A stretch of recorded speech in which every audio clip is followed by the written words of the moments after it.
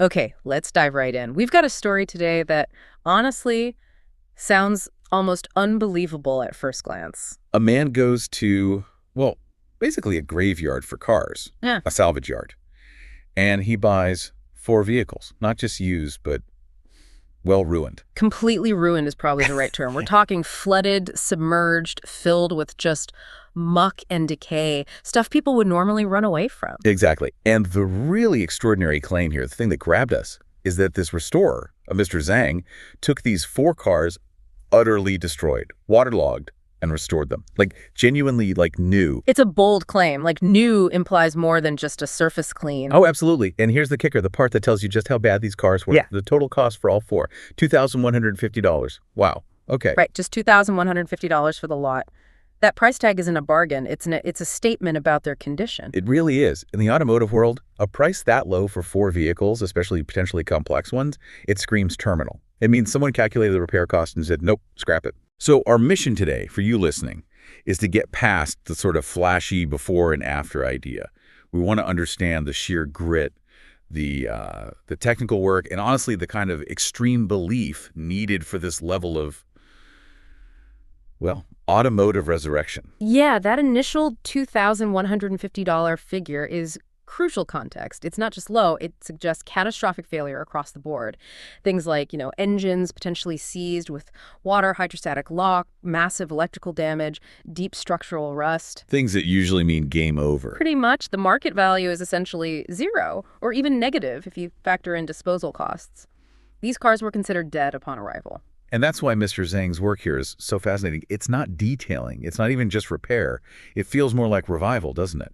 Taking something everyone else gave up on. That's the core of this deep dive, I think. It's not just about cleaning. It's about confronting vehicles that were literally submerged, filled with who knows what, maybe sitting for months, and turning that state of absolute dereliction back into something functional, maybe even desirable. Okay, so let's paint a picture of what exactly he bought for that $2,150. We need to understand the scale of the disaster before we can appreciate the fix. The descriptions are intense. Yeah, they don't hold back. Car number 1 apparently got a nickname, the $300 swamp coffin. Only $300 for this one. Swamp coffin. That tells you a lot. It does. The source material said it was so saturated, so damp, that mold was growing faster than hope. Imagine that. And molds in a car, especially one that's been sealed up after flooding, it's not just ugly, it gets into everything. The foam in the seats, the carpets, the headliner. And the smell? Oh, the smell would be unbelievable. But beyond that, mold produces these acidic compounds. They can actually corrode sensitive electronics like connectors and circuit boards. It's a biological and chemical attack. So far beyond just wiping surfaces, this needed deep decontamination. Okay, car number 2, a Mitsubishi. The description. It had attempted to become a mountain. Okay, so we're talking layers upon layers of caked on crud. Sounds like it. Dirt, silt, maybe dried mud. Just baked onto every single surface, inside and out, like it was toning back into earth. And that kind of heavy contamination, especially silt from floodwater, it's incredibly invasive. It acts like liquid sandpaper in moving parts if you try to operate anything. Plus, it clogs every little drain hole, which just traps moisture and accelerates hidden rust. Hidden rust is the worst. It really is. You think you've fixed the obvious stuff, then the floor pans rot out from underneath because some drainage channel was blocked solid with silt. You need to strip it right down to get that out. All right, car 3 gets weird. The soy sedan. The soy sedan. Okay, what does that mean? It means it was apparently drenched in, and I quote, the remnants of someone's culinary empire. Oh no, like food waste. Spilled cargo. Sounds like it. Fermented organic gunk soaked into everything. Wow. Okay, that's a whole other level of biohazard. First, the smell must have been epic. Indescribable. Second, decomposing organic matter. It's acidic. Highly corrosive. Right. Eating away at upholstery, plastics, and metal. Absolutely. Accelerating the decay of everything it touches. You wouldn't just clean that. You'd need serious chemical neutralization to stop the ongoing damage. Okay, this is grim. And finally, maybe the saddest one. Car number 4, the luxury car. A BMW 7 Series. They called it the luxury lie. A 7 Series. Oh, that's painful. Those are complex machines. Exactly.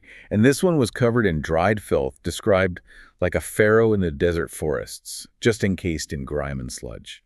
A top-tier luxury sedan reduced to an artifact. And with a flooded 7 Series, the stakes are so much higher. You're not just talking about cleaning carpets. You're talking about dozens of interconnected computers, miles of wiring, complex sensors. All potentially submerged. If that system got soaked, it's an electrical nightmare waiting to happen. Corrosion doesn't always show up immediately. It can creep along circuits, causing phantom problems weeks, months, even years later.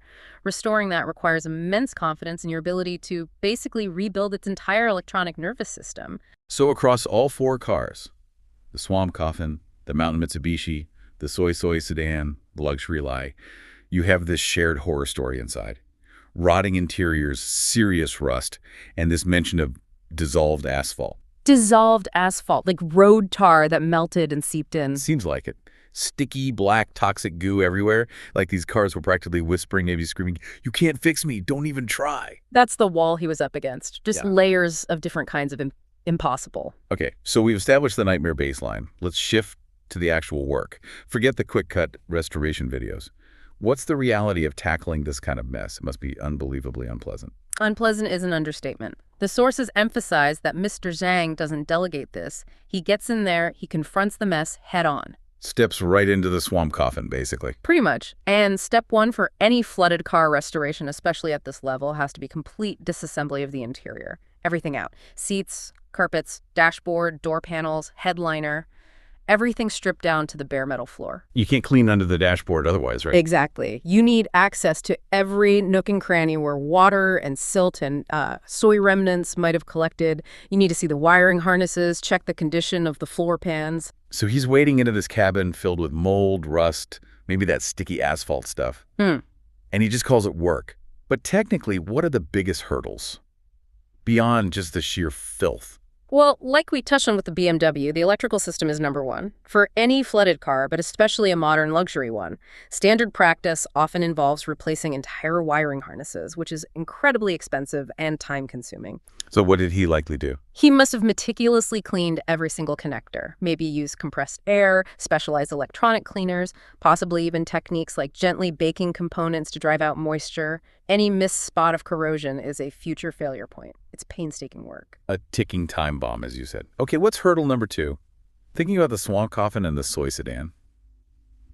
That biological and chemical mess. Yeah, the contamination. That's not just dirt. Mold spores get deep into porous materials. You can't just wipe them off. It requires serious decontamination. Industrial-strength fungicides, maybe ozone treatments, generators left running inside the sealed car to kill absolutely everything, even in the ventilation system. And the asphalt. The soy sauce. Different problems, different solutions. That dissolved asphalt likely needs strong petroleum-based solvents, maybe heat, and a lot of scrubbing physical abrasion to break its bond with surfaces. The fermented organic stuff. Specific enzyme cleaners and neutralizers to break it down and kill the bacteria causing the smell and corrosion. It's like a chemistry project from hell. And yet the description of his tools seems almost basic. A pressure washer, lungs, and willpower. That pressure washer detail stands out. It really does. Because a pressure washer isn't for gently lifting dirt off paintwork in this context. It's for brute force removal. It tells you the contamination, the mud, the silt, maybe even the asphalt was so thick, so bonded to the car's structure, almost like concrete, that only high-pressure water could physically blast it free. That sounds exhausting, incredibly. And dangerous, too. Yeah. You're aerosolizing whatever is in that grime, mold, spores, chemicals, bacteria. The source mentions the inadequacy of protection. No mask thick enough, no gloves tough enough. You are literally immersing yourself in the toxic history of these vehicles. Which brings us to the core question, doesn't it? We've got the, 4 wrecks for $2K. We've got the how this brutal, technical, hands-on cleaning and remediation. But why? What drives someone like Mr. Zhang to do this? What's that unspoken conviction? I think it boils down to a fundamental belief in the potential that others miss. It's seeing past the overwhelming surface damage, the mold, the filth, the stench, and believing the underlying engineering is still sound. So it's not just about flipping cars for profits. It doesn't seem like it, not primarily. The conviction described feels more like redemption. A belief that even a machine that's been through something as catastrophic as a flood, that's been literally fermenting, still deserves a second chance. He's betting on the core integrity of the vehicle. That's a really powerful idea. Looking at a BMW coated in dried sludge or a sedan filled with rotting food residue, knowing the immense, disgusting work involved, and still thinking, yeah, the bones are good, this is worth saving. It's almost an act of faith in the original design and manufacturing. Exactly. And that connects to all of us, you know. It's about that pause, that moment before writing something off completely. Mr. Zhang isn't just cleaning, he's applying a really sharp form of analysis. Yeah. He's distinguishing between the peripheral damage, horrifying, yes, but ultimately removable and fatal flaws, like a completely twisted frame or a cracked engine block. And the fact he got them, like, new? Yeah. That validates his assessment, right? It proves the deep cleaning, the electrical checks, the chemical warfare, it was actually worth doing. It does. It confirms his vision. Bringing something back from that state is a monumental effort. But achieving that, like, new status proves that the potential he saw was real. So let's just wrap our heads around the whole thing. He starts with $2,150, buys 4 cars that are monuments to decay, defined by mold, nasty food waste, electrical vulnerability, deep rust, road tar. A collection of automotive nightmares. Right. And then, through sheer physical effort, confronting that rot directly using pressure washers, specialized chemicals, meticulous electrical work, he resurrects them. Turns that $2,150 worth of dereliction into 4, like, new vehicles. It's an incredible turnaround, and it leaves us with a thought, doesn't it? Something for you, the listener, to maybe chew on. Yeah. If these incredibly complex machines, submerged in floodwater, infested with mold, soaked in corrosive gunk, if they can be seen as worthy of a second chance, worthy of that intense effort of restoration, well, what does that suggest about how we value other things? Maybe things in our own lives that seem broken or neglected. It makes you think about what fixable really means. Exactly. Maybe sometimes the biggest obstacle isn't the damage itself, but our own willingness to, step into the mess, face the rot, and actually start the hard, detailed work of cleaning it up, even when everyone else has walked away.